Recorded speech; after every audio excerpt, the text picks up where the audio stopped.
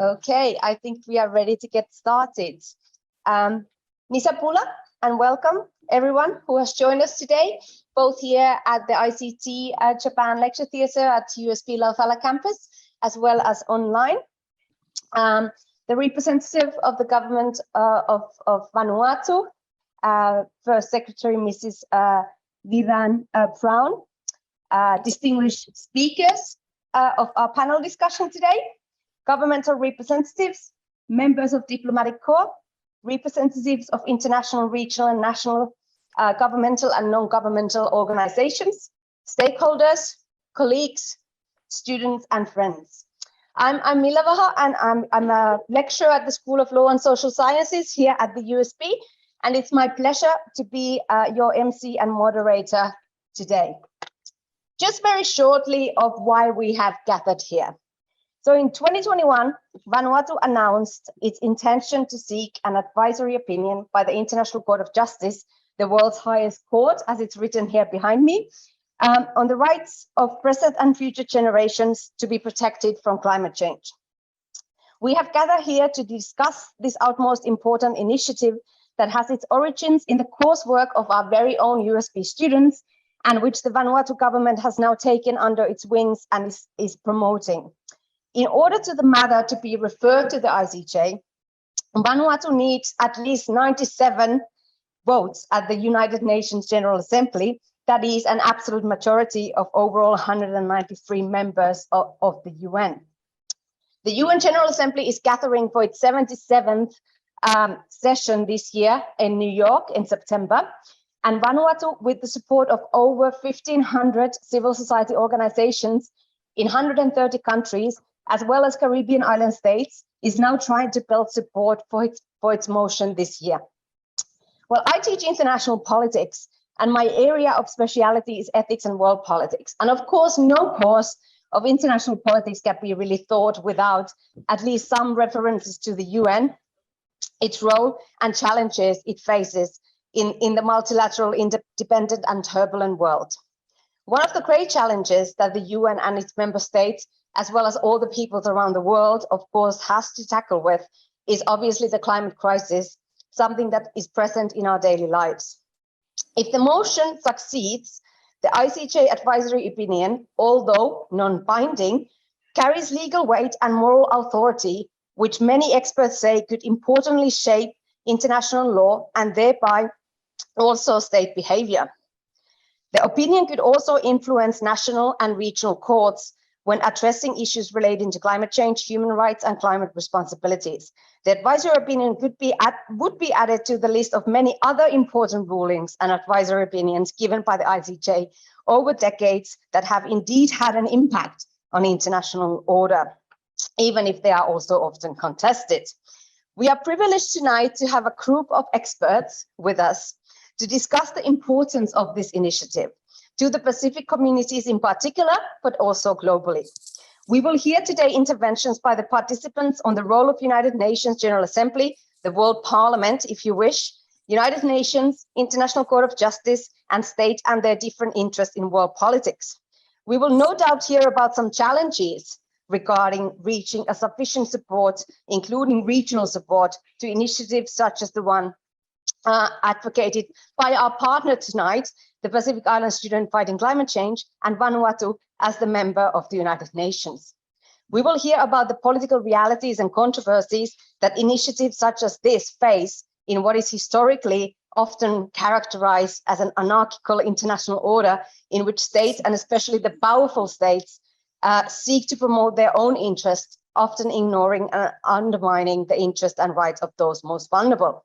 But as a scholar specialized especially in ethics, I'm also convinced that we will also hear interventions about the normative importance of putting human rights at the center of debates about climate change and about international duties, moral duties of states to take the proposal such as the one discussed tonight seriously and to advance it at the global level. I am sure of all of you who are here tonight are here because we think that it's important that these matters are not only discussed in the Pacific, but also globally, and not only discussed, but most importantly, to act it upon.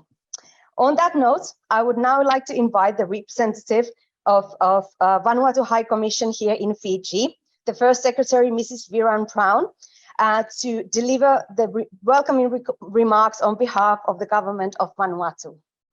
Mrs. Brown. Good evening, Olgada. Bulavinaka.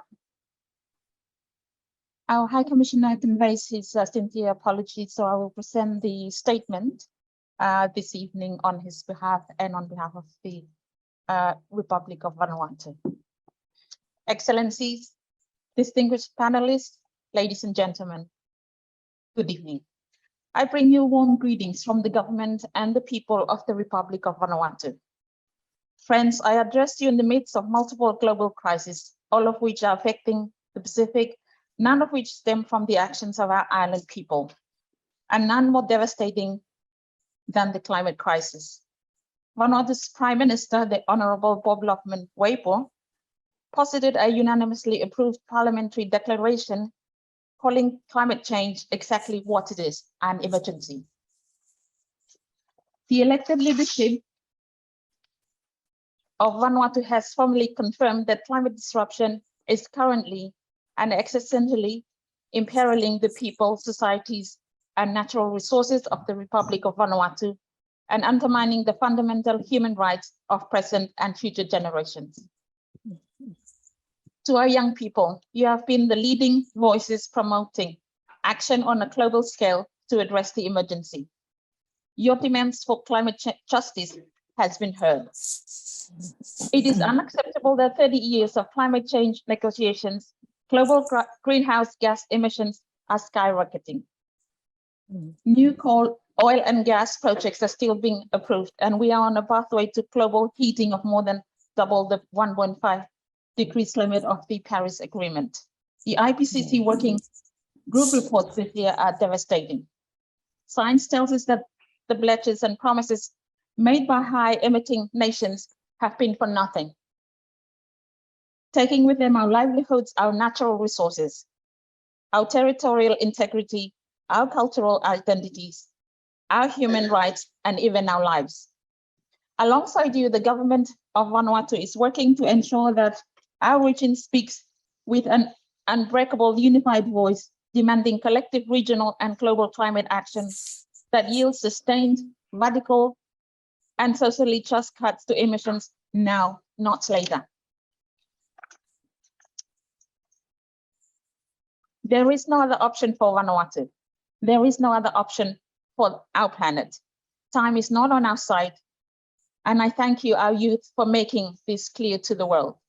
Friends, Vanuatu is responsible for only 0.0016% of global emissions, yet we have one of the most ambitious zero carbon targets in the world. In our nationally determined contribution to the Paris Agreement, Vanuatu commits to 100% renewable energy in the electricity sector by 2030.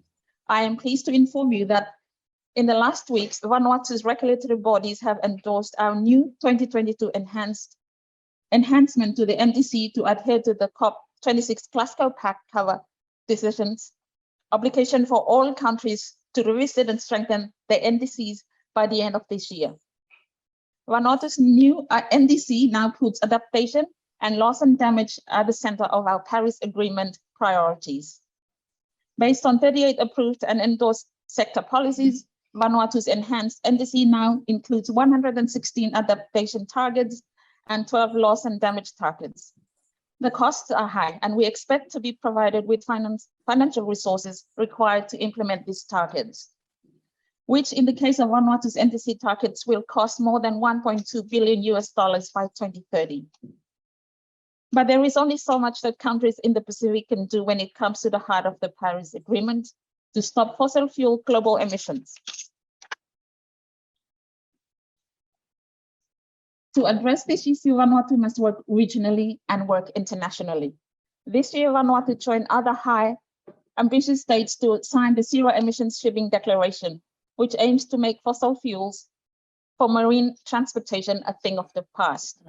Friends, the Pacific Islands must stand together and continue to make use of all available tools in our collective toolbox within the UNFCCC and beyond. We must now use the toolbox of international law to address the emergency. In our parliamentary declaration on the climate emergency last week, Vanuatu committed to pursuing all suitable avenues under international and domestic laws to prevent harm resulting from climate change, including protecting the rights of present and future generations. To make good on this commitment in 2022, Vanuatu is now appealing to other vulnerable nations of the Pacific to join us in bringing a climate resolution to the UN General Assembly.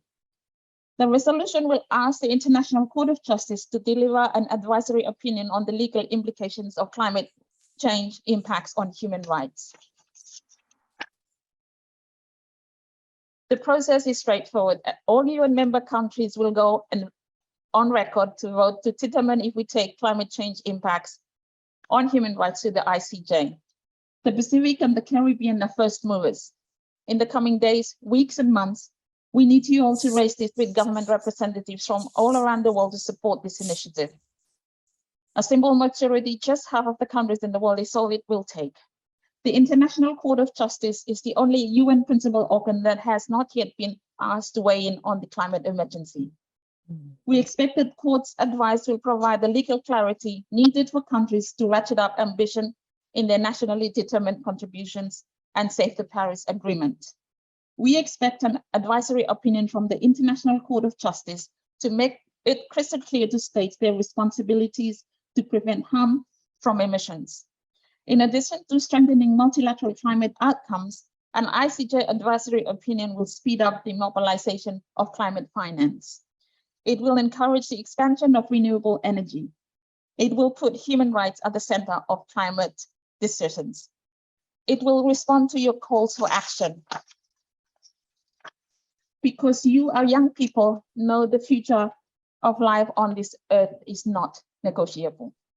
Friends, Vanuatu counts on the continuation of your valuable support, especially from our students, our young people, as we navigate this initiative through the upcoming Pacific Island Forum Leaders Meeting, and then onwards towards a vote on the floor of the UN General Assembly. I would like to thank once again the organizers of this event, and warmly thank you all for your support of what we hope will be a Pacific-led global call for climate justice. God bless you all. Thank you, Thomas.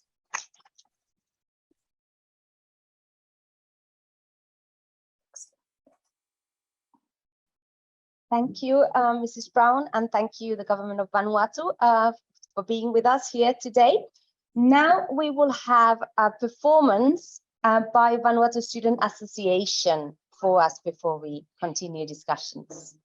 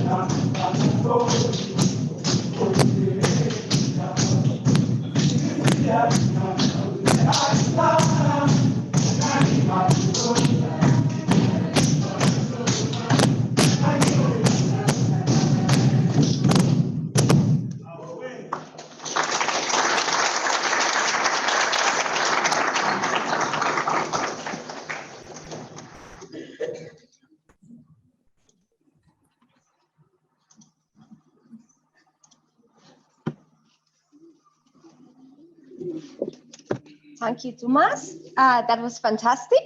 Now it's time to move on to our panel discussion tonight.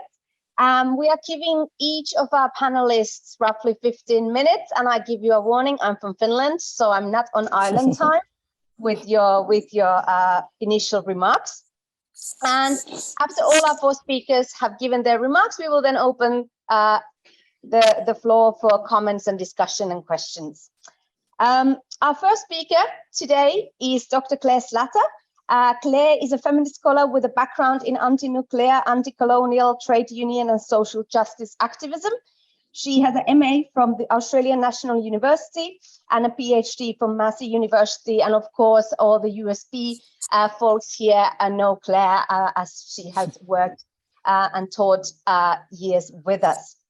Her research interests include global development policy, the politics of economic and trade liberalization in the Pacific region, the implications and the impact of sectoral reforms in Pacific Island states, and the economic rights of Pacific women. She has consulted for multiple international development agencies, including UN Women, UNDP, WHO, Oxfam, and the International Women's Development Agency on gender equality, development, neoliberal reforms, and women's health and rights.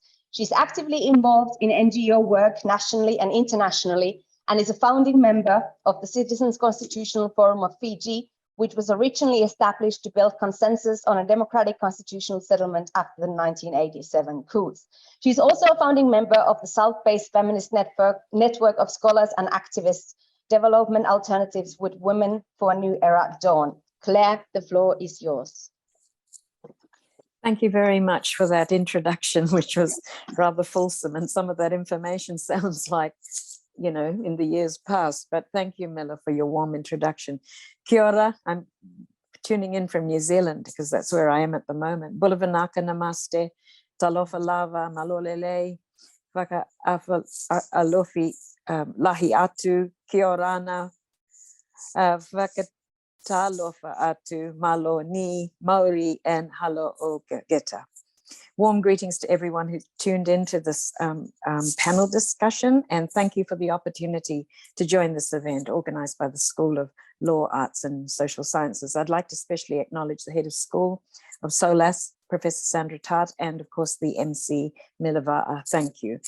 Special greetings to Mrs. Viran Brown, representative of the government of Vanuatu, and thank you for the excellent, strong address on behalf of the High Commissioner and the government. And thank you to most of the students for their rousing dance performances. I'm just sorry that I'm doing this from my phone, and so I can only see, you know, very small screen of the student dancers. It's a great honor to be on this panel with such distinguished speakers, especially Professor Jorge Viñuales, Harold Samuel, Chair of Law and Environmental Policy at the University of Cambridge. I've listened to one of his lectures and I'm really looking forward to hearing from you, Professor Viñuales. Reverend James Bhagwan, who is a comrade in arms, General Secretary of the Pacific Conference of Churches, and USP alumni and Pacific Island students fighting climate change campaigner Vishal Prasad, who was one of my students. I agreed to join this panel to honor the PISFCC, the organization formed by USP students, law students, who conceived the idea of taking the climate case to the International Court of Justice to seek an advisory opinion on the human rights obligations of states in relation to protection from climate harm. And I wanted to congratulate Vanuatu's leadership in taking this up and to wish the Vanuatu government good luck in attaining a majority vote for their resolution at the upcoming UN-UNGAS meeting in September. I felt immense pride and joy learning of the instrumental role played by our law and politics students, some of whom were students in my politics class. But the inspirational idea of approaching the ICJ for an opinion, advisory opinion, and I was also tremendously impressed by the government of Vanuatu pursuing it. And this is just, such leadership on the part of a Pacific Island states governments. So I want to start by congratulating everybody behind this historic campaign. It's wonderful to know that your inspired idea and campaign is gathering wide support, and we're hopeful that Vanuatu will get the backing of UNGAS in September. We already know that all the CARICOM states are supporting Vanuatu. Your proposed ICJ case is what I'd call next level global climate advocacy for our region. The leaders of Pacific Island states have been in the forefront of the call for global action, and they've been forceful negotiators at climate conferences. Our well-known champions on the international stage over the years include former Kiribati President and Nobel Peace Prize nominee Anote Tong, the Marshall Islands former Foreign Minister, the late legendary Tony de Bruyn, who led a high ambition coalition during the Paris climate negotiations in 2015. And he's credited with, by those who witnessed his diplomatic negotiating skills at that conference, he's credited with helping secure the Paris Agreement. Then we have also the former Prime Minister of Tuvalu, Enele Sopoaga, and presently Fiji's Prime Minister, Voringea Bainimarama, who was president of COP23. And now this really significant action led by Vanuatu under Honourable Prime Minister Bob Lohmann-Weber. Vanuatu's pursuit of an advisory opinion from the ICJ will engage the ICJ in considering both the human rights obligations of states and environmental and climate law. And this would presumably mean considering principles of common and differentiated responsibilities, intergenerational equity, the precautionary principle, and I imagine too, polluter pays. An advisory opinion from the ICJ could have a major impact on the struggle for climate justice by Pacific Island states, some of which face, as has been stated by the representative from the Vanuatu High Commission, existential threats. That is at least our hope, that this advisory opinion, if we're able to obtain it, would in fact have a major impact on our efforts to attain climate justice. what I decided to do was just give you a bit of information on previous cases, because this proposed ICJ case is not the first brought by Pacific Island states or actors to the ICJ, and it may not be the last.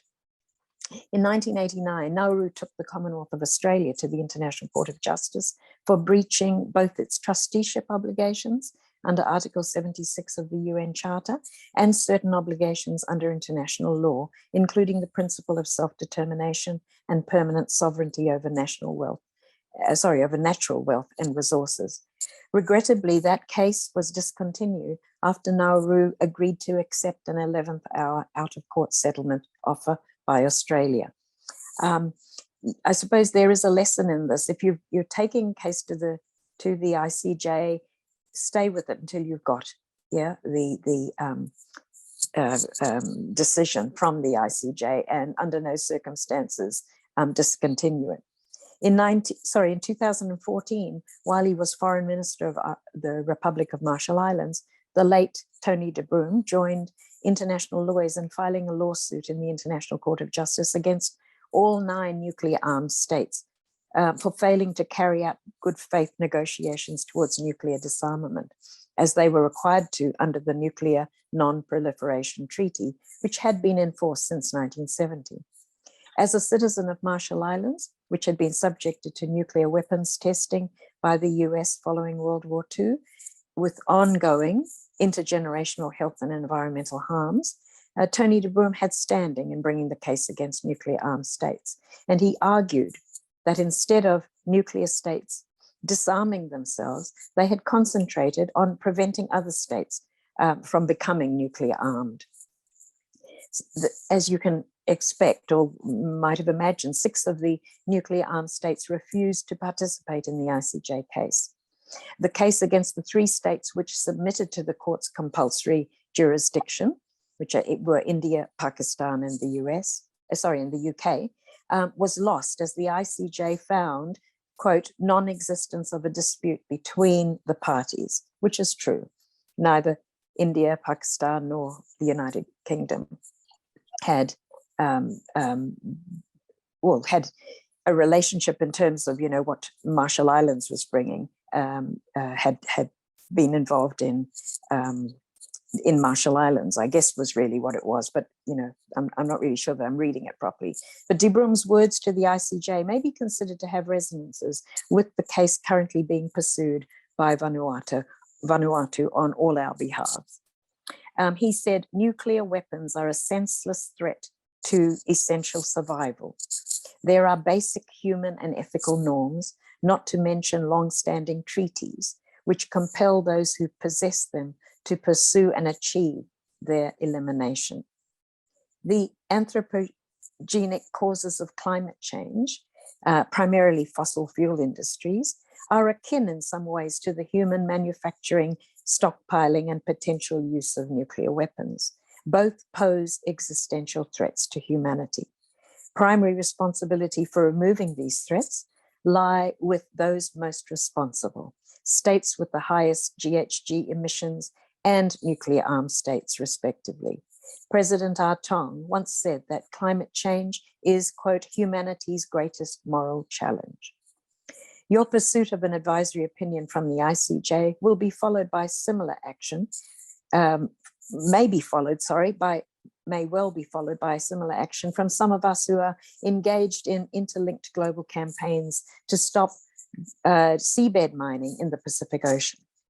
These are urgent and escalating campaigns because mining the deep seabed in the region of the Pacific Ocean that comes under the jurisdiction of the International Seabed Authority could begin as early as next year. And deep sea mining will affect marine life, including fisheries and marine biodiversity, in an area of the deep ocean we still know too little about. It carries, therefore, huge risks for the food security, livelihoods, and way of life of Pacific people. But more importantly, in relation to the climate crisis, and it's important to stress this with climate activists, the massive scale seabed mining, which will take place once it begins, holds dire risks for escalating global warming and intensifying the climate crisis. Why?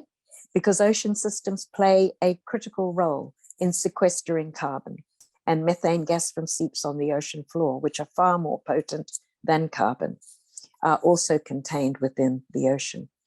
So seabed mining could bring about what we campaigners are terming a doomsday scenario.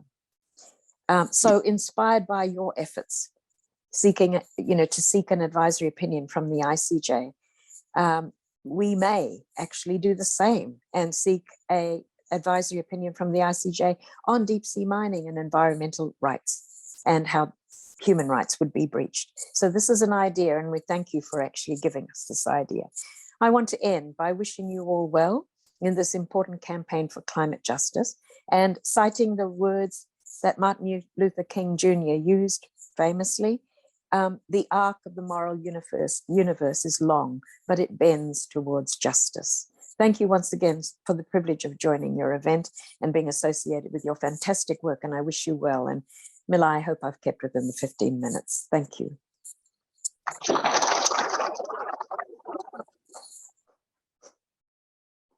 Excellent timekeeping, Claire. Thank you also for reminding us that seeking advisory opinions from the ICJ is not alien to the Pacific region in a history either. Our second speaker is Professor Jorge Vijuales from the University of Cambridge, as Claire mentioned his affiliation, where he holds the Harold Samuel Chair of Law and Environmental Policy. He's the founder and former director of the Cambridge Center for Environment, Energy and Natural Resource Governance. He's also a member of the Institut de Droit International, the chairman of the Compliance Committee of the UNECE WHO Europe Protocol on Water and Health, a member of the panel of arbitrators of the Shanghai International Arbitration Center, and the Director General of the Latin American Society of International Law. Professor Vijuales has published widely in his specialty areas in international environmental law, the UN, and international abjugation. In addition to his academic achievements, he has a wide experience as a practitioner, both in an advisory and litigation context. He regularly advises governments, companies, international organizations, and major NGOs on different matters on environmental law and policy, investment law, human rights, maritime delimitation, and public international law at large. And thank you very much for joining us, which I assume is quite early hours in the United Kingdom.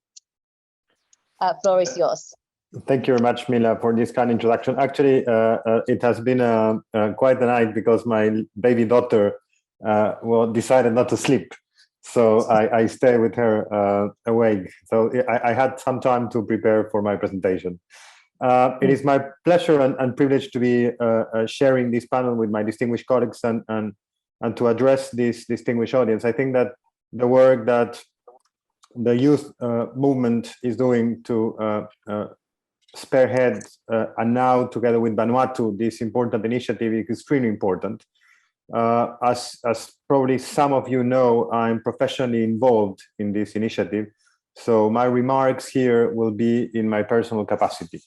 So what I would like to share are just a few comments with respect to three main things. One is the context of the initiative. The second is the process that would have to be followed.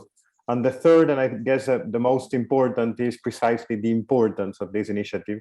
And I will try to be quite concise because my intention is to put some elements on the table so we can discuss them later during the Q&A or during the discussions. So on the context, Dr. Slater was already mentioning a number of very important initiatives, such as the cases brought by Nauru, by the Marshall Islands, in connection. In the first case, it was a very famous case about phosphate lens, and the second was a very important case on nuclear disarmament that ended up in a very disappointing manner. The court at that point mentioned for the first time that there was this requisite of a specific requisite of a dispute, which is in the statute and is in the applicable law, but had never been interpreted in such a demanding manner. So it was a very deep disappointment for many of us. Now, there have been other initiatives in the past focusing on climate change. I'll just mention a number of them just to show you that there is a mounting, interest. There is really a growing interest to bring this matter before the World Court, the ICJ. For example, in 2002, already in 2002, so we're talking about more than 20 years ago, or roughly 20 years ago, at the time, Prime Minister of Tuvalu, Toloa Kalake, announced an initiative together with Kiribati and the Maldives, to sue Australia and the United States in relation to sea level rise. Then in 2012, then President Johnson Toribio of Palau announced and delivered a speech that the world would be seeking an advisory opinion from the ICJ on climate change. And more recently, as we all know, grassroots initiatives led a campaign to bring before the Pacific Islands Forum a resolution to pursue this advisory opinion through the United Nations General Assembly. And the Pacific Island Forum took note of the initiative, but fell short from actually endorsing it. And until in September 2021, Prime Minister Bob Lockman of Vanuatu formally announced that Vanuatu would be spearheading this initiative at the General Assembly of the United Nations to seek an advisory opinion from the ICJ. So there has been a process. So we are in a road. There has been a process, and it's very important that this process is behind us, because this is not something which is top down. This is not something that is being sort of masterminded by some intellectual somewhere. This is really something which is a demand from the grassroots, and these are the things that work. These are the things that work. I've been involved in many different initiatives from sort of intellectuals that don't work. So I think it's very, very important that we take that into account. This comes from the depth. The roots of this initiative are very, very deep, and not only deep in society, but deep historically. Now, on the specific institutional process, so yes, the General Assembly needs to adopt a resolution by a majority, a simple majority. But I should mention something, because it is often said that that simple majority would have to be of, roughly 90 something. But there have been resolutions adopted with far less than that.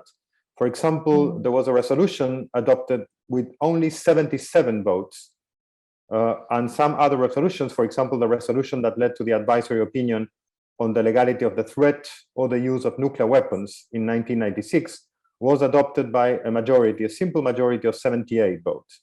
And the reason for that, there may be less votes than the majority of the membership of the General Assembly of the United Nations, because members that are not present or members that abstain are not counted in computing the majority. So only those members present and voting are counted to compute the majority, which is important because it reduces the level that has to be reached in securing the requisite majority. So this is very important as a matter of process within the General Assembly. And this is the main point that I wanted to mention in connection with the process itself. Although, of course, once an absolute majority is reached, and by that I mean the majority of all the members of the General Assembly, well, the resolution would pass. But even if that number of votes is not within reach, then a resolution may be adopted with significantly less votes, just because of how advisory opinions and the types of resolutions that request advisory opinions have been adopted in the past. Now, perhaps moving now to my third point, which is, I guess, the most relevant for present purposes, which is the importance of this initiative.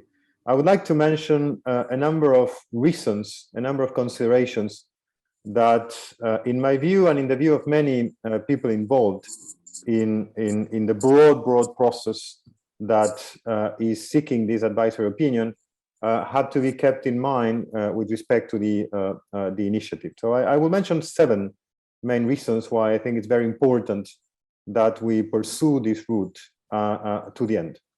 The first reason is that of all the judicial routes that are available, domestically and internationally, an advisory opinion requested by the General Assembly of the United Nations to the International Court of Justice is the most legitimate, the most authoritative, and the most constructive route available. Legitimate because there is no other assembly, world assembly, with the same level of representation in international affairs. So going through the General Assembly may be a challenge because of the need to secure all these votes. But at the same time, I don't see that as a weakness. I see that as a strength, because as we were saying earlier, advisory opinions are not binding as such. They are extremely powerful in terms of authority, but that authority comes from legitimacy, and legitimacy comes from participation. So the second reason that I wanted to mention is that in the past, advisory opinions have been very important to support complex political processes. I have heard sometimes people saying that this would not be supportive of the climate negotiations. I think that this is completely untrue. I think that this would be extremely supportive of climate negotiations. It would be even life support to the climate negotiations as they are unfolding right now. One can think of the contribution of the ICJ to self-determination, to the principle of self-determination, through advisory opinions. It has been massive, it has been extremely important, even recently, in the very latest advisory opinion that the court rendered in 2019 in the case of Chagos, which was concerning self-determination or the incomplete self-determination of a territory still under colonial rule of the United Kingdom. So I think it's very, very important to keep in mind that in the past, advisory opinions have indeed contributed to complex political processes. And we have also the evidence from domestic law. There is a surge in domestic climate litigation. There is indeed supporting and actually catalyzing more ambition at the domestic level. And this is quite uncontrovertible, I think, at least in the last 10 years. The third reason is that the very current focus right now of the climate negotiations after COP26 is in increasing ambition, and increasing ambition more quickly in revising nationally determined contributions, which are the pledges that countries have to make under the Paris Agreement.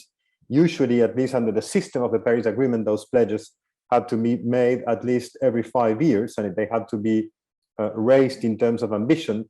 But after COP26, there was this understanding that because we're entering the critical decade of 2020, 2030, in which many climate goals may fall down the road and remain out of reach, it's very important that this level of ambition is raised more quickly.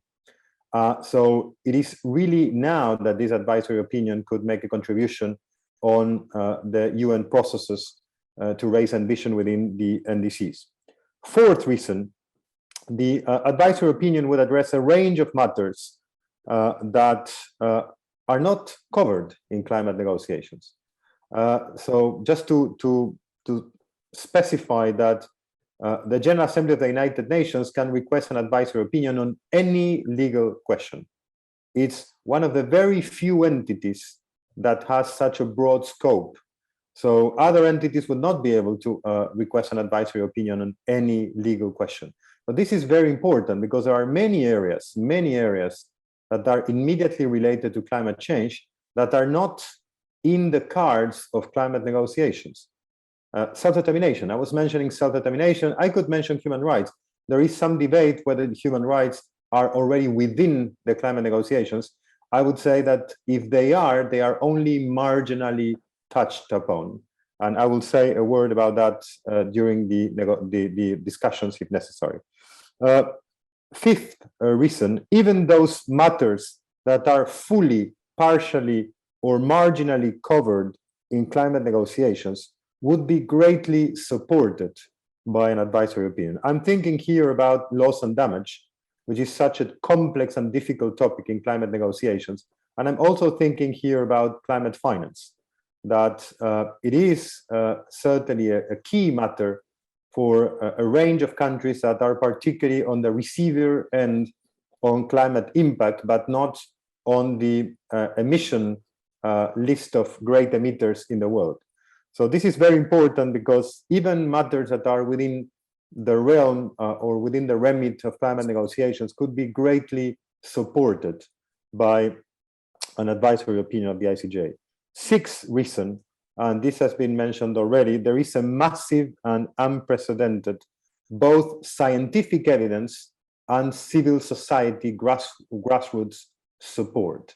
Now, this is new. There may have been a time where an advisory opinion was very difficult to reach. 20 years ago, the situation was not like the situation today. 10 years ago, the situation was not like the situation today. Today, we are in the critical decade. It's a second year of the critical decade.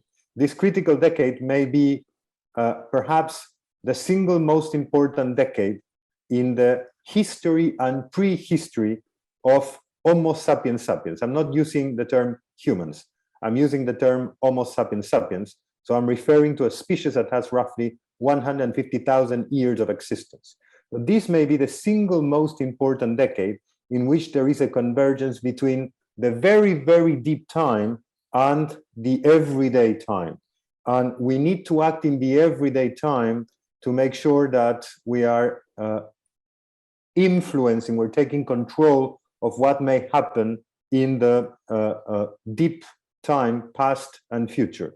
Very important. This is a critical decade. And my seventh reason is the fact that as the world's highest court and the only judicial principal organ of the United Nations, it is strange, it is odd that the ICJ has not yet been called upon pronouncing itself on climate change. All the other bodies of the United Nations, all the principal bodies have already discussed climate change at length. So it is extremely, extremely odd that the ICJ has not yet been given this opportunity. So I think that those are the three main aspects that I wanted to share with you, a little bit of context. And my main point on context is this initiative has deep roots, as it should, in order to succeed. Second, that it is much more reachable than what we think, because we may need fewer votes than what we expect. And third, there are many compelling reasons to move forward with this initiative. Thank you very much for your attention. Thank you. Thank you, Alex, and also correcting my IR pessimism that we need more votes than we perhaps do. Our next speaker is Mr. Vishal Prasad, who's from Fiji and has graduated from the University of South Pacific with a Bachelor of Arts, majoring in politics and law, and is currently an MA candidate at the university. I inherited Vishal from Claire, of which I'm very grateful of, because he's been my rock as my TA for several years now. Thank you for that. Great.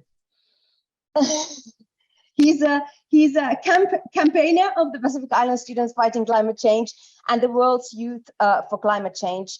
Currently, he's also part of the Pacific Islands Forum's Pacific Youth Climate Leaders Alliance, representing Fiji. He has been working on the ICJ Advisory Opinion campaign since 2020 and believes that the campaign has the potential to break the deadlock on ambitious climate action globally. Go ahead, Vishal. Great. Thank you for that, Mila. Your Excellencies, academics from USP, students, and ladies and gentlemen, it is a great honor for me to stand alongside such amazing champions this evening to speak about our campaign, which is to seek an International Court of Justice advisory opinion. Let me start from the beginning of our campaign. Our journey on the campaign began in 2019 when 27 students of the university out of the MLS campus sought to explore a rather very ambitious goal of asking Pacific leaders to seek an advisory opinion from the world's highest court. It was from the humble beginnings of the classroom that the Pacific Island Students Fighting Climate Change was formed. The fact that unless drastic action is taken globally to reduce greenhouse gas emissions, Pacific Island countries will cease to exist was something that we could not just accept. Instead, we chose to retain hope and we resolved to continue fighting. We saw that an advisory opinion on climate change and human rights could break the deadlock on climate action and secure the rights of both current and future generations. To this end, our campaign seeks an advisory opinion that would clarify the obligations of states under international law in protecting the rights of both current and future generations from the adverse effects of climate change. And so for us, this campaign is about two things: human rights and intergenerational equity. The climate crisis is now a human rights crisis, with hundreds of millions of people in vulnerable countries already being denied their fundamental human rights. For instance, the rights to food, water, shelter, property, freedom of movement, livelihoods, health, and a healthy environment are already being severely impacted. We all agree that there needs to be transformational action, but we also need to ensure that a consideration of human rights that would greatly ensure equity in our climate responses is also part of that action. The delusion that climate change is really a technical issue or solely a political matter and human rights law has only a minor role to play must be abandoned. But it's not just the rights of people in this room and those on our planet at this moment that we are campaigning for. It is also about the generations unborn that will call this planet home. In this, we look to the ICJ to endorse at the highest level our fundamental moral and legal rights to live with dignity and without the fear of climate change denying not just us, but our children of that freedom as well. And so how can an advisory opinion from the ICJ help address the climate crisis? Well, first for us, it would put humans and human rights at the center of the climate change discussion. At all levels, when addressing the climate crisis and when dealing with mitigation, adaptation, etc., a rights-based approach will be ensured. It will strengthen national ambition towards the goals of the Convention and the Paris Agreement by drawing upon the vast body of existing international law to resolve gaps and ambiguities, particularly in the areas of human rights, environmental protection, and intergenerational equity. And in doing so, would enable ambition mechanisms that have been agreed for under the UNFCCC to be strengthened. In integrating human rights law with international environment law and in clarifying the obligations of states under international law, the advisory opinion will also provide states with clear baselines for action. With all of this said, you might now ask, where are we on this campaign?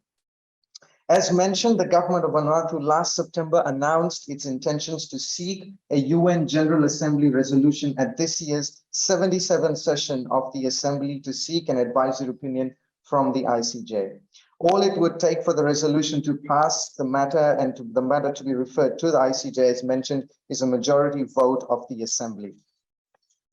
To this end, we are campaigning to encourage all leaders to vote yes for climate justice at the UN when the time comes, starting with the Pacific.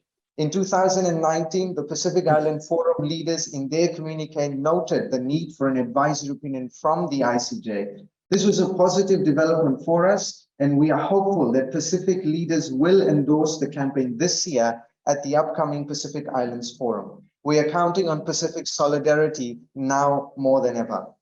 A global alliance of CSOs is also banded together to support the government of Vanuatu on this campaign.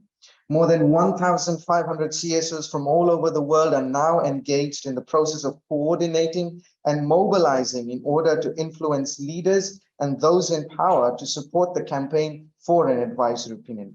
We are absolutely heartened by this show of support and solidarity from all our alliance partners who are joining us on this journey and joining us on this fight. A global youth movement under the World's Youth for Climate Justice, who have been campaigning on this with us since 2020, has also been adding momentum to this campaign. WICJ is a group of campaigners spread across different regional fronts, all championing the youth call for an ICJ advisory opinion. In conjunction with the WICJ, we are engaging in academic discussions, reaching out through high-level events and gatherings, collecting support from eminent professionals and experts who are our friends of the initiative, and working to mobilize young people everywhere. Our friends from the WICJ Caribbean have also been campaigning in the region, and we are overjoyed by the recent announcement of support by the heads of government of the Caribbean community of Vanuatu's ICJ Advisory Opinion Initiative.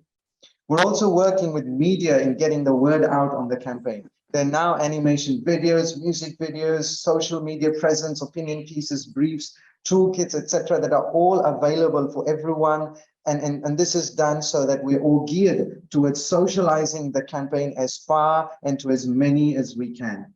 It truly is an exciting time. The VACA is now picking up speed as we make our way to the UN General Assembly. An opportunity for all leaders to do something meaningful about the world's biggest problem is soon approaching. At the 77th session, we hope to see our leaders stand with us. And we call upon all young people, all CSOs, and everyone interested to join the campaign, raise awareness, reach out to your leaders as we navigate Pacific climate justice to the UN General Assembly. Thank you and dhanyawad. Oh, wow, just great.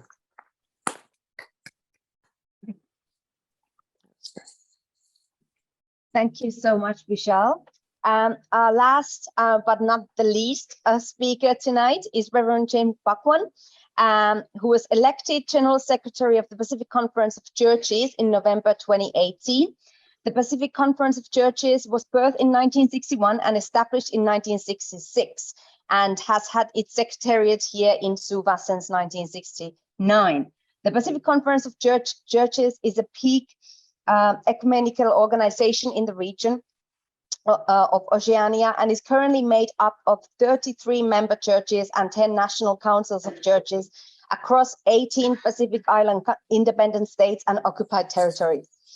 For the last 6 decades, PCC has provided a prophetic, pastoral, and practical engagement on behalf of churches on self-determination issues such as the nuclear-free and independent Pacific movement, and ecological stewardship and climate justice. Welcome.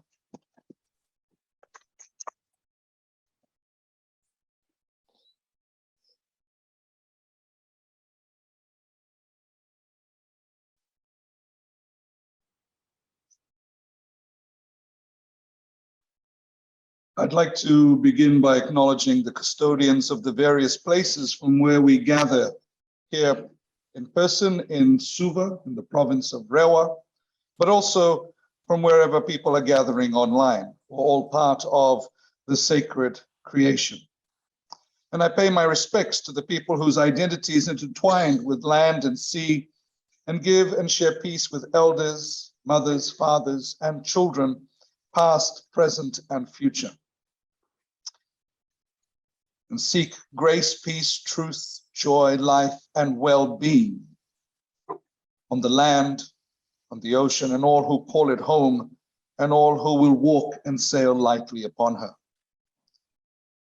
Last century, the first Prime Minister of Vanuatu, Father Walter Linney, said that Vanuatu will not truly be free until all of Melanesia is free.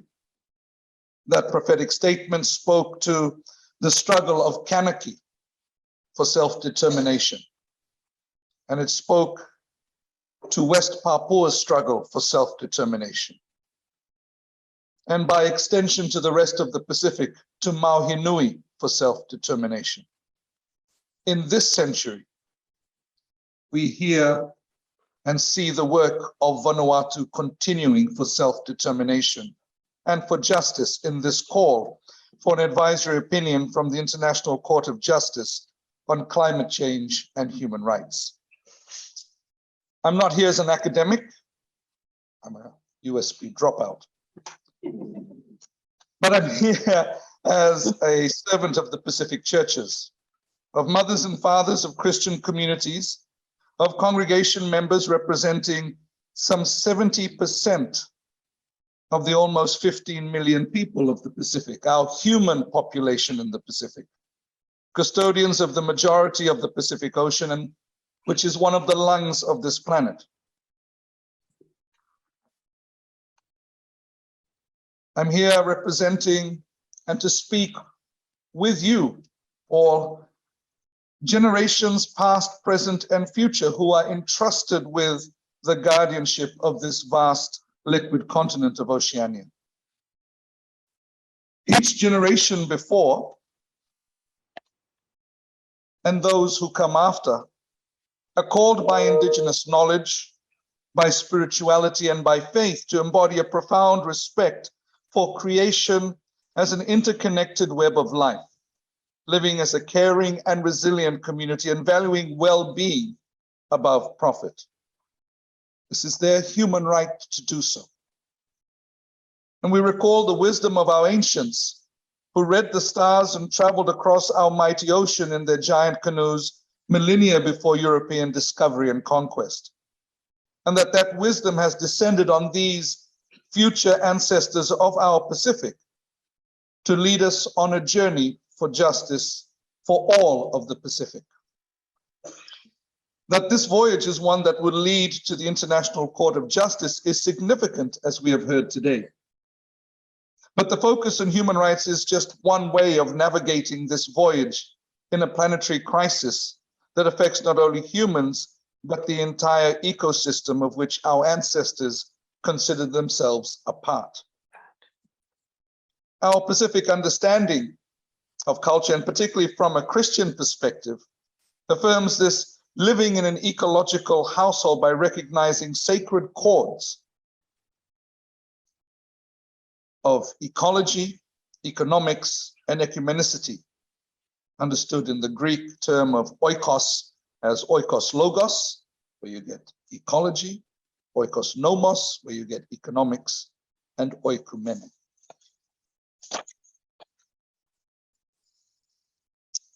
These sacred threads are the key to protecting life in our common household, our oikos, the whole planet. Climate change reminds us of the sad reality that we don't see this as a whole anymore. There has been a fracture, a tearing of these sacred cords, so that economics is separate from ecology, and has led to this very dangerous assumption that the household is sometimes only made up of one room.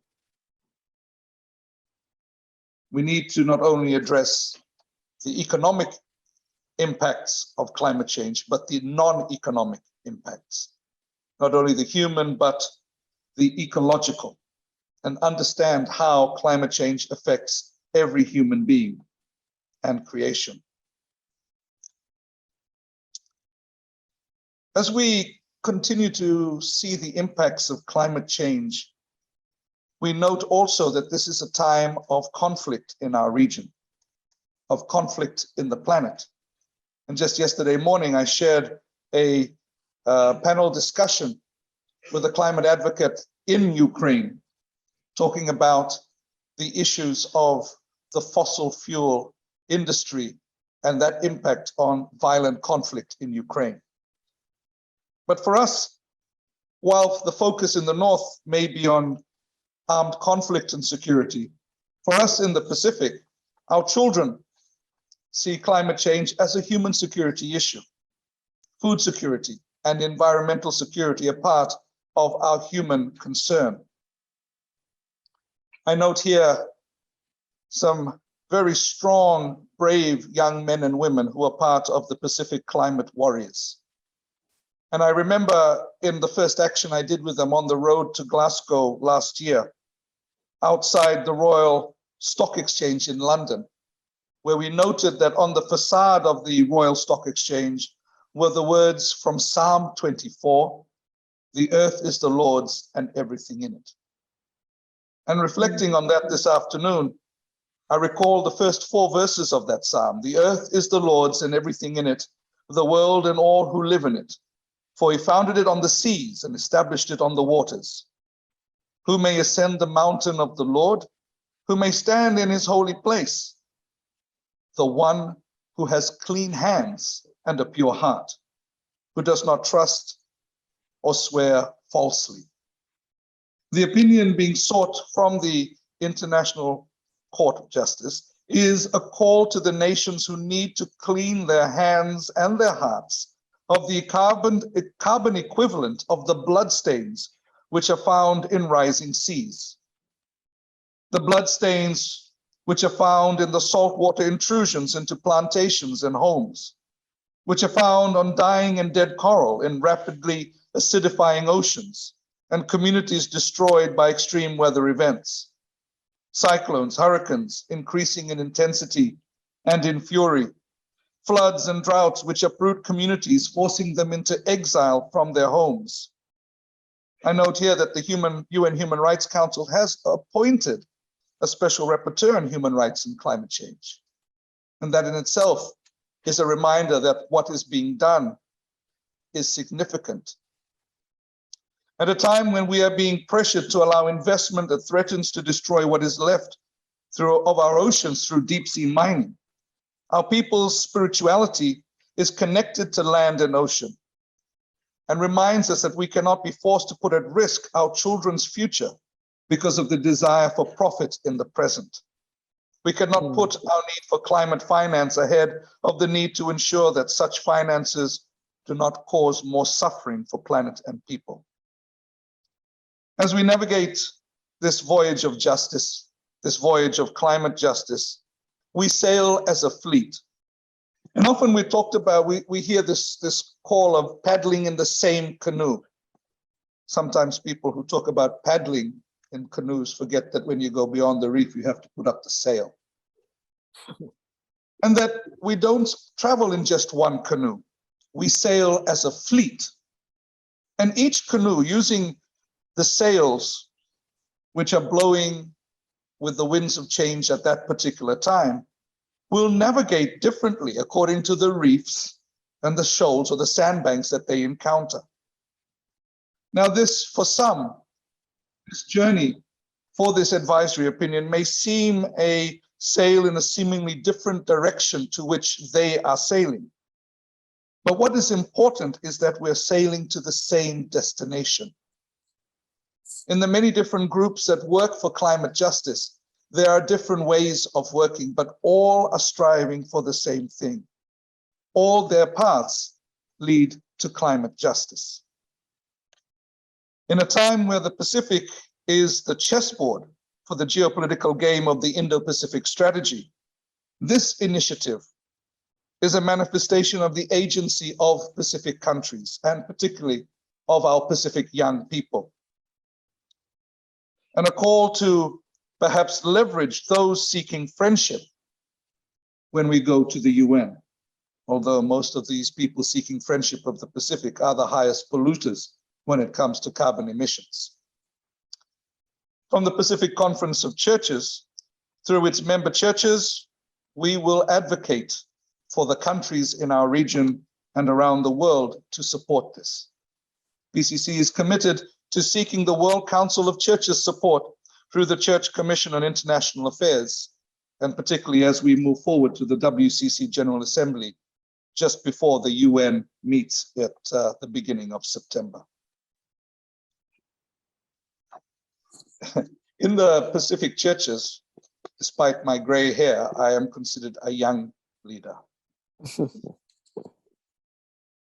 But I really take my hat off to these young men and women from this group of students who are now moving forward, to our young Pacific climate warriors, and to all the youth who support in many ways through civil society, but also who are stepping up as part of government delegations in negotiations around climate justice. And I encourage us all to support them in any way that we can. Naka.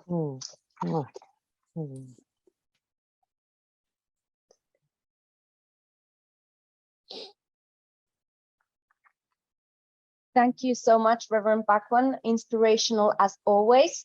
And we are now moving to the next stage, which is the comments and questions and interventions from the audience. So could I ask Vishal and James to sit there in the front, and I will let Vishal to take the microphone with him. So you are on the same panel as Claire and Jorge in the background. Sandra is already ready with a question. Perfect, fantastic. Do we have anyone to pass that microphone? Thank you, Mila. Thank you very much to all our panelists for wonderful presentations.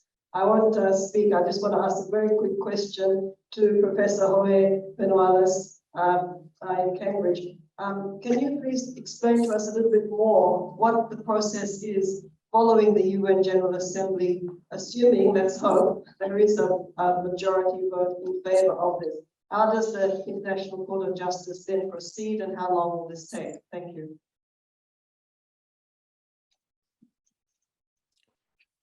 Thank you very much for your question. Mila, shall I reply right now, or do you want to gather? Can you hear? Okay. Yes, thank you very much for the question. So essentially, the process is as follows. Assuming that there is a proposal for a resolution that is submitted in the regular session that is starting in September, that proposal may be voted at different times during the regular session, but it would be, I mean, in the past there have been different ways, but let's assume that it would be voted in the first segment, which is around December. So if the resolution is adopted in December, then based on the time frame that the ICJ has taken in the last 4 advisory opinions since the 1990s, would take roughly 2 years for the ICJ to render its advisory opinion. That means that, I mean, the process as such is that the resolution is communicated by the Secretariat of the UN to the Registrar of the International Court of Justice. Then the Secretariat also sends a number of documents that the Secretariat deems of relevance for the ICJ to consider. Internally, there is a process in the ICJ that involves a number of things, such as, for example, compiling a bibliography of different things that have been written on the issue, that also involves structuring the proceedings. So in the proceedings, many different countries can plead. They have a limited amount of time that they can present their views, both orally and in written form, and all that will be considered by the court in reaching a decision, an advisory opinion, within this time frame. My guess is that it would be, again, about 2 years from the request. It may be a little less, a little more, a little less, a little more, but it's not going to take 5 years. It's not going to take 1 year. So my guess it would be we would have an advisory opinion if the resolution is adopted in a time frame of around 2 years. Thank you. Do we have other questions in the audience? Was there a question over there in the left-hand side? Or were you just waving?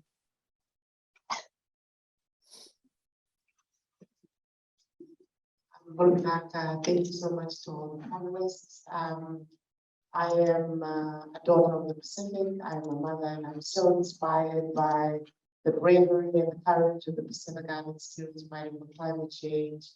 And I just want to thank you on behalf of myself and of my matriarchs of my family from Fiji. So thank you very much.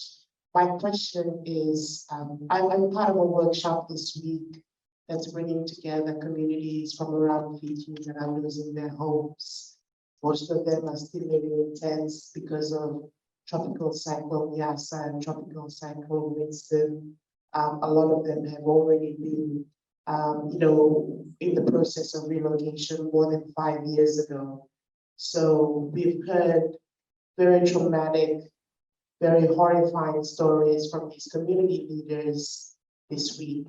Will end tomorrow, but they've been waiting a really long time. And the international processes, they don't really matter to them as much as what the Fiji government will do for them tomorrow or what they need to have done for them yesterday. So my question is, how will this advisory opinion help the governments of the Pacific support and respond to the communities that need help? Like, how will you domesticate whatever comes through the advisory opinion back home to support our people in Mactan?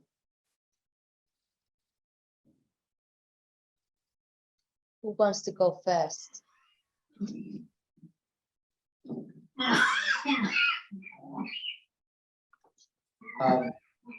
Maybe I can just start, and just from our perspective as the youth campaign, we think that those are very, very real situations that is facing. And for us, really, the advisory opinion is a way that the court can provide the clarity on the obligations of states. And so in providing this clarity, it will provide states with a clear idea of the baselines that they need to, the baselines for action relating to mitigation, relating to adaptation, relation to finance. And so Pacific states that are really faced with the full brunt of the climate crisis will have this idea of clear baselines for how they can receive access to finance, how adaptation mechanisms and baselines can be more clarified, more clearly articulated. And so governments in mounting up strong responses to cyclones, mounting up strong responses to these concerns that we have. Thank you. We have a question from Solomon from New York. Do you, Solomon, actually want to ask the question? Are you able to talk to us, or do I just...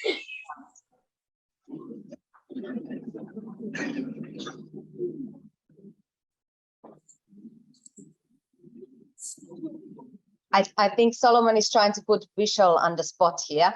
So Solomon's question is, I will read it loud, you can see it on your screen as well. Can civil society organization and youth participate in the proceeding of the ICJ advisory opinion? And I continue, if so, how?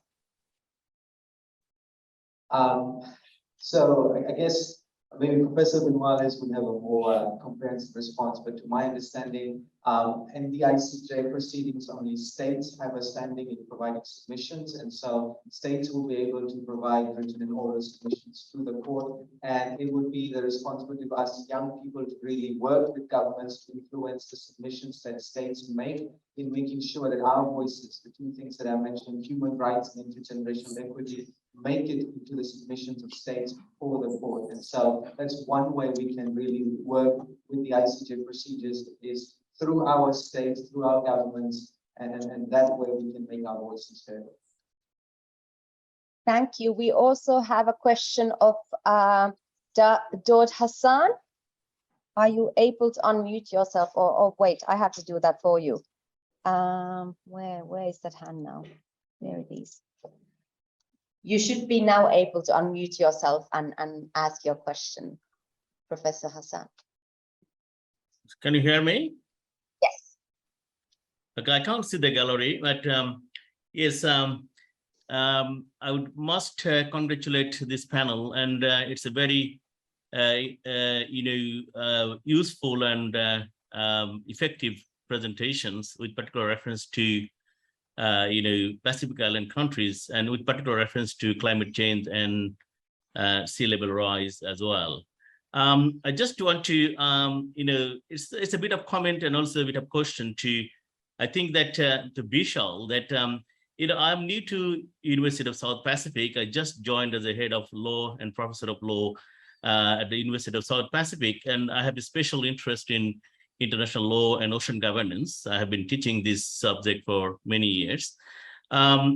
So I was actually very much fascinated to see that the USP law students took this initiative and took this step to come this far. And this really inspirational and encouraging. So I just want to ask that we know that from Pacific Island countries' point of view, that there are lots of challenges, that particularly from conservation of biodiversity and preservation of their maritime zones. At the same time, preserving the rights and entitlement is fundamental. So, and it is affecting the countries in the region in a way that, of course, coming back to the things that the survival, actually, that a couple of presentation already mentioned that it's not something that could be considered in a different way. Now, I just wanted to ask that Vishal that how you get into this movement and what motivated you to be involved with this. I know that advisory opinion, there are different ideas we can consider, because whatever it is, even under the customary international law point of view, that now we are in a stage that customary international law principles are duty to cooperate. So now we used to call oceans, now we call ocean. So it's on ocean. Oceans are connected. We have global responsibility to protect the oceans and protect the marine environment for the survival of our current generation and future generation, because of the importance of ocean. And South Pacific has a special importance, of course. So we cannot, in order to achieve a sustainable ocean governance, and in order to achieve the goal of sustainable ocean, that is Sustainable Development Goal 14, the Pacific Ocean Pacific countries are in a very vulnerable situation, that where natural disasters are happening all the time due to climate change and sea level rise. I'm also a member of International Law and Sea Level Rise Committee of International Law Association Global Branch. So we know that what is happening in that region, that we have common responsibility to share. And also, I think United Nations Secretary General also pointed out that we should take all nation states, particularly those who are big polluters, should take the responsibility to take care of this and support Pacific Island countries. There are lots of discussions on that. So coming back to the thing again, that to Vishal, that how you are motivated to this particular movement, and it's really inspiring and encouraging. Thank you. Yeah, Vishal, yeah. Did you, Vishal, want to respond? Yeah, sure. Thank you, Professor. I think my motivation to join this campaign, I think it's twofold, really. One is that after studying at USP, and you see the realization that climate change has been an issue that we've been facing for so many years, and the progress that we've been seeing, the amount of work that's been done, really is not as fast as we would like. It's not as direct, as urgent as we would want it to be. And so really, to me, this campaign was, and this is my second point, that the campaign offered a very specific and a very tangible ask that could really make a difference. And so it was a simple ask, very specific, to ask the International Court of Justice to provide its opinion, and that could help have a meaningful impact and really catalyze action and ambition in the UNFCCC processes and in all of this undergoing for years and for until now. And so really it was these two things: one, the slow pace of action, and two, the potential that an advisory opinion can have in really motivating change. Thank you. Thank you. We have a question from Robert on chat. If the ICJ opinion is not binding, how is it then powerful? Going back to the questions about moral authority. Does the opinion from the ICJ provide an expectations on developed countries to respond to the issues raised? And particularly, if we think this through the case studies raised by Claire earlier on the previous experiences on advisory opinion. Would you, Claire, like to comment on that, about the power of the ICJ opinions? Oh, I don't think I'm really qualified to comment on that, Mila. I think that we should hand it to Professor Hohe and ask him, if he can comment. I'm happy to actually offer some perspective on that, but I think that Claire would be supremely qualified to focus on the impact of the authority, of the political authority of these pronouncements. But let me just try to dispel one issue which may have a reason from what I said. It is true that the document itself, so when you get the 120 pages document, which is the advisory opinion itself, it is true that that document as such is not binding on any state, but the law that is explained and stated there is binding. So an advisory opinion is not binding in the meaning that a judgment of a court settling a dispute between two parties would be binding. In a judgment of a court, then one of the parties would be ordered to do A, B, or C, and that would be binding. In an advisory opinion, the parties are not ordered to be, there are no parties actually. It's just a legal opinion that is rendered by the ICJ to the General Assembly, not to states, but to the General Assembly. But the law that is stated there is binding. And that law, that legal position that is binding, can be relied upon in subsequent courts, in negotiations, in domestic law. There was a very important question earlier today about the actual impact of an advisory opinion on local communities.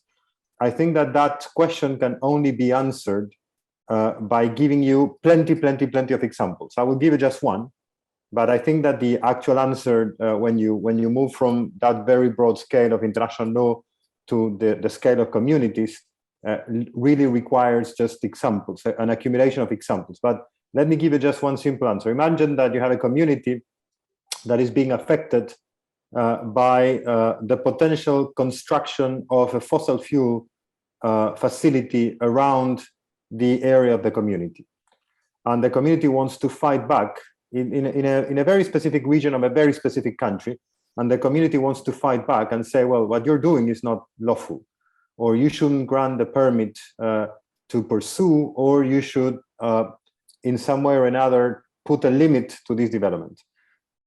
You could certainly rely on an advisory opinion that is telling you that that adding carbon dioxide to the troposphere, particularly upstream, so adding any additional carbon dioxide would go against a range of obligations of states.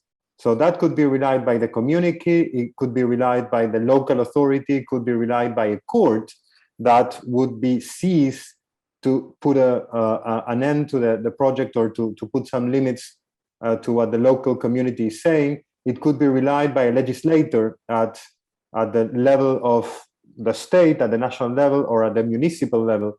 It could be relied by a legislator to trigger a legislation process. So the ways in which you use this word are endless. It's just a matter of, it's an empowering document that sets the record straight.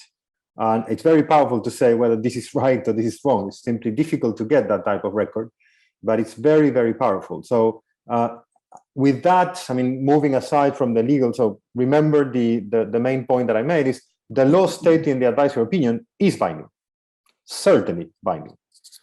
The document in which that law is stated may not, but the law stated is binding. And with that, I turn to Claire that to perhaps to add detail and granularity on what I just said very, very broadly. Thank you. Do we have more questions in the room? There's one in the back.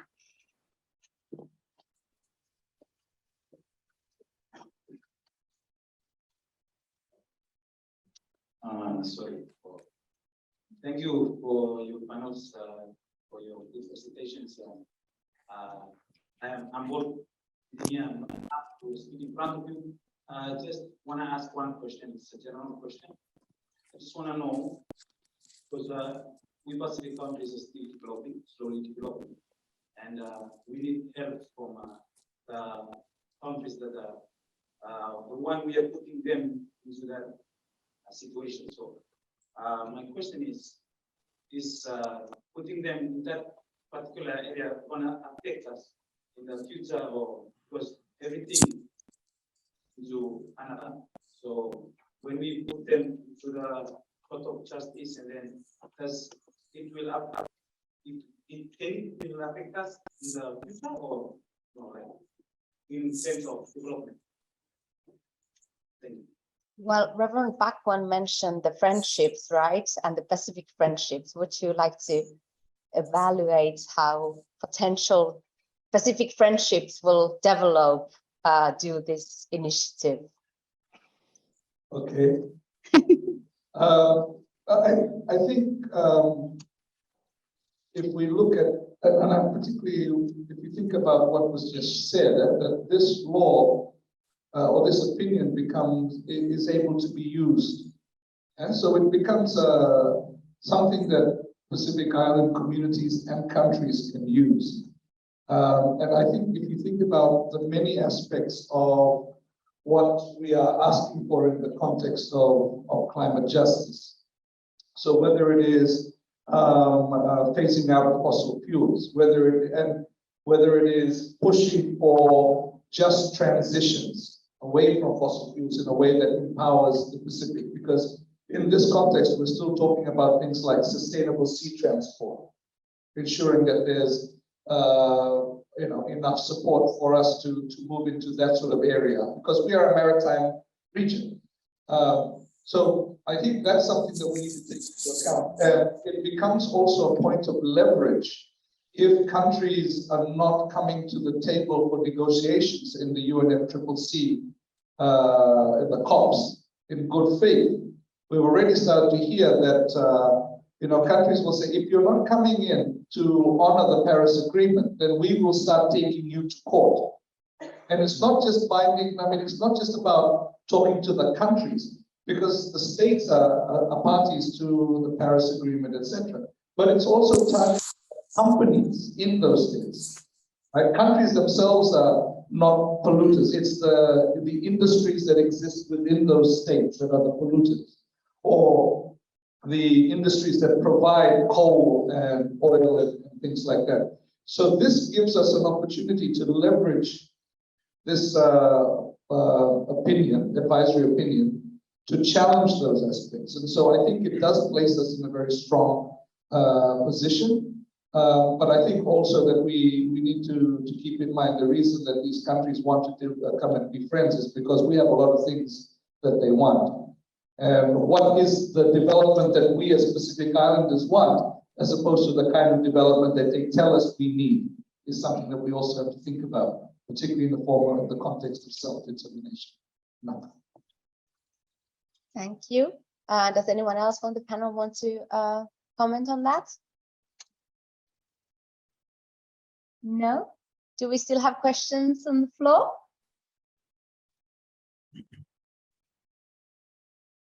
Yes, there is one.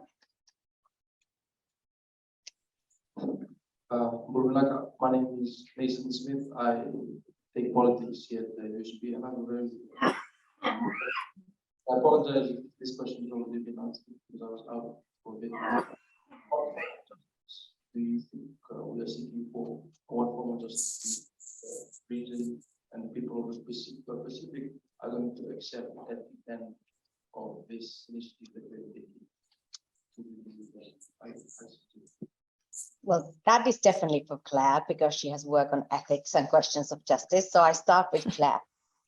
Oh, sorry, Miller, can you please just repeat the question?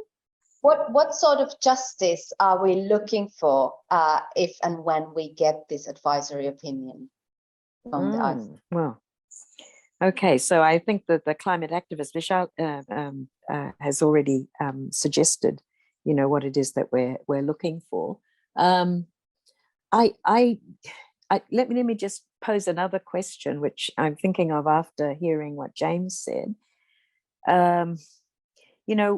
One of the concerns that I have is really about corporate capture of spaces where negotiations take place. And you don't have companies like the fossil fuel companies moving in on, say, the COP conferences, such as COP26, without, being enabled by states and working in concert with states.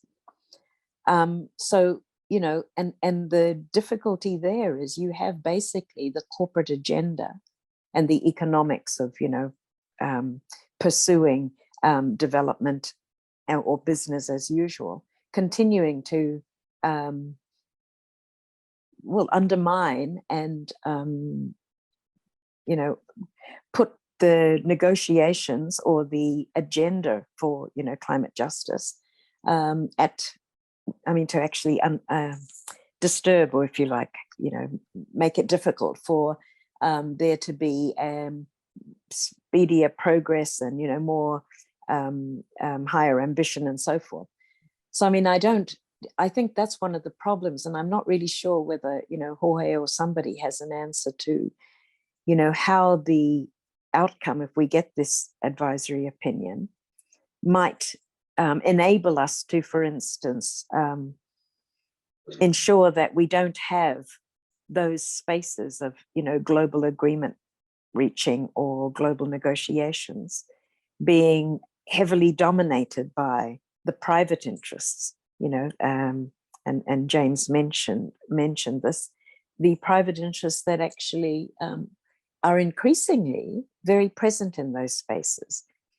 So just back to the question, what would we be seeking? I mean, I think we would be looking at how we use what comes out of the advisory opinion in ways to assist us or assist the climate activists in our governments, our states, in being able to, I don't know, put some restrictions on the dominance within, you know, global spaces of certain, you might say, private interests, when in fact we're talking, you know, how we can increase the weight of non-state actors, even, you know, NGOs and also of states, without, you know, feeling the pressure and influence of these more powerful interests, which are economic interests and they are private interests. We're talking about corporate interests. I don't, you know, this is a kind of roundabout way of trying to answer the question. I'm not a climate activist, so I'm not really the person to be called on to say what it is we're particularly seeking, you know, the details on loss and damage and climate financing, you know, higher ambition in terms of commitments to reducing emissions, those sort of things, yes. But I just have a concern about the actual places where negotiations happen and who's there and who primarily, you know, is weighing in on discussions and influencing states and actually influencing outcomes. Thank you. That was a very important observation, especially when we talk about state obligations. We often perhaps ignore intentionally or unintentionally those private interests as well. Just we have one more question from there in the lab. Thank you. Thank you. So I just want to thank the panelists for their presentation. My question is like, what would be a good traditional step towards like a fossil fuel-free world? While at the same time thinking about like a just alternative for the workers, the communities and families who actually rely on fossil fuel industries and like even industries that have high carbon emissions. Thank you. I just repeat it quickly so the Zoom will hear it as well. What would be the means and ways of just energy transition, especially because a large portion of the world population perhaps relies on fossil fuels industries today, if I paraphrased it correctly. James, you want to go first? Okay, good to go first, and people can say other things afterwards. No, I'm looking at the climate warriors up the top because this is an area that they campaign heavily on. But recognizing that already within the corporate space and in terms of industry, there's a lot of the transition in terms of the profitability of alternative energy is already there. They're just holding on as long as they can to make as much profit as they can. And so they will transition. And in the new industries, in the search for alternative energy, there will be jobs in that space. So I think it's you know, we need to understand that.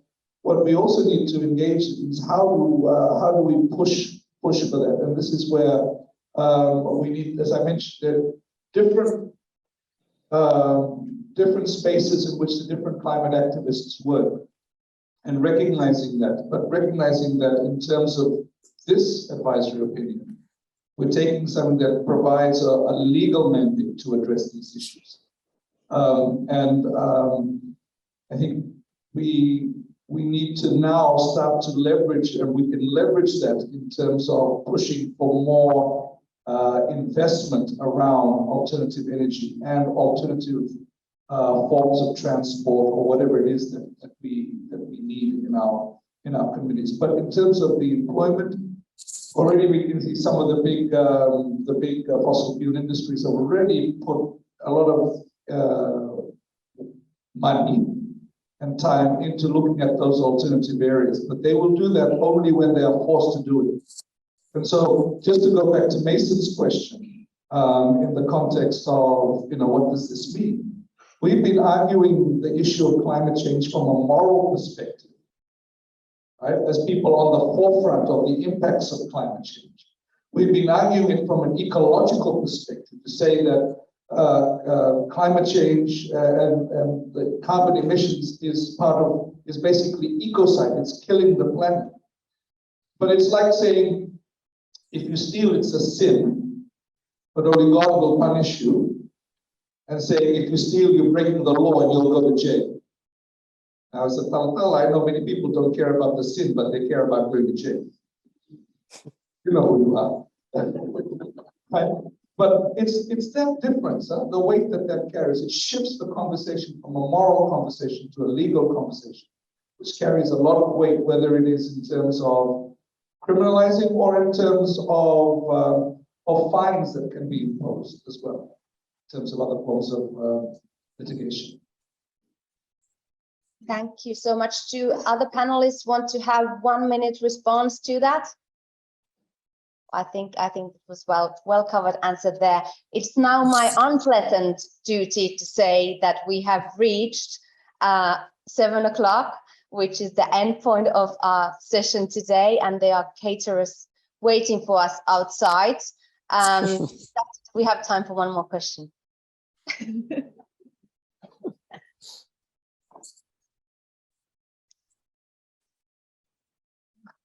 Thank you so much to all of you. A quick and naive, especially for Professor Jorge Viñuales.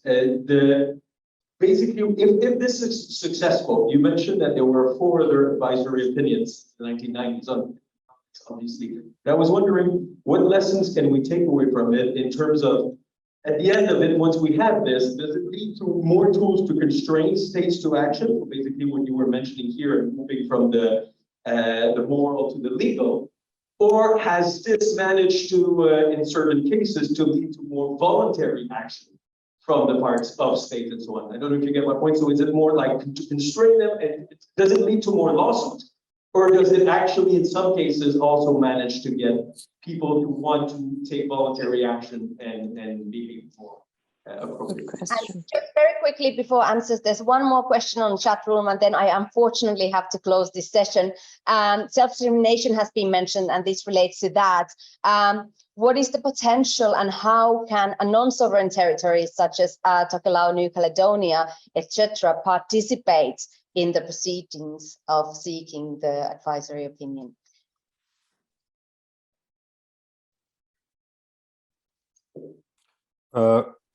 Mila, shall I answer the question that was so very briefly on the question? So I think that in all the major cases that at least the last, and there have been many advisory opinions since 1945 and even before, and they always had quite an impact. Now the impact is multifaceted, so it's not straightforward. So the impact takes time. So it seeps into the legal realm, the institutional realm, the domestic realm. So it really seeps into and starts finding different manifestations. I mean, just to give you a very simple example, the advisory opinion on the legality of nuclear weapons, which was concluded in a way that was very disappointing to many, of course, because it didn't say that nuclear weapons are banned in all circumstances. There was this famous operative paragraph 2E, leaving that open, and that was adopted by the casting vote of the president. So it's something has been very controversial since the 1996. So essentially what has happened? Well, there has been a major move from different sectors from society that led to a treaty banning nuclear weapons in all circumstances in 2017. Of course, nuclear weapon states are not parties to the treaty, but the treaty is there.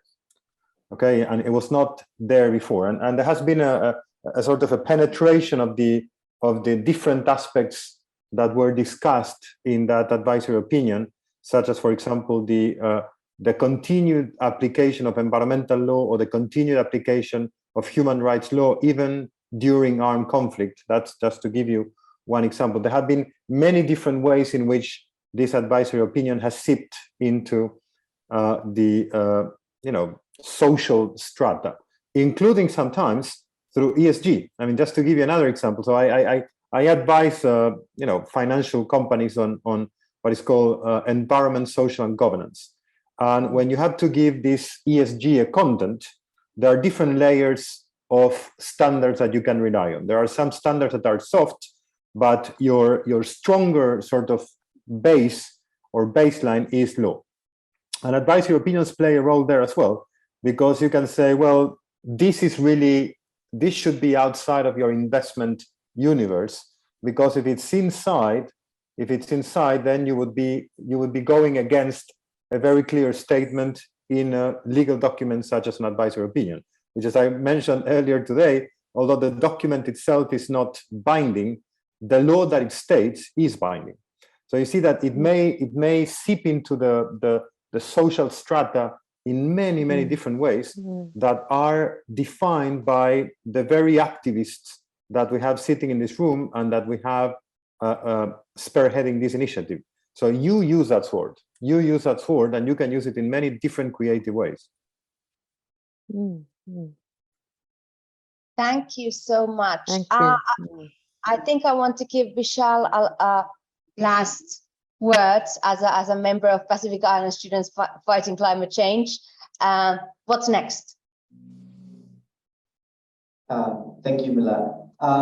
As I said in my initial remarks, we're now looking really towards our Pacific Island leaders to really endorse this campaign, move this campaign, show their support for the campaign. And so we look towards the Pacific Islands Forum, which will be happening soon. And we are calling upon our Pacific leaders to support this campaign. We are looking at speaking with diplomats, we're speaking with a lot of actors that are involved in this whole process to really get them to understand the campaign, get their support for the campaign. Really, when it comes to the forum, we're able to get their support for this. And so from the forum, then we turn our eyes towards the General Assembly, where we look towards the states of the world, who can then possibly rely and see the support that the Pacific is showing and as a unit together, and possibly that can be something that can motivate other states and other climate vulnerable regions to join and support the campaign as well. Thank you. So this event might have come to an end, but the discussion and campaign continues. I would like to now ask you all to join me to give a round of applause to all our presenters and audience.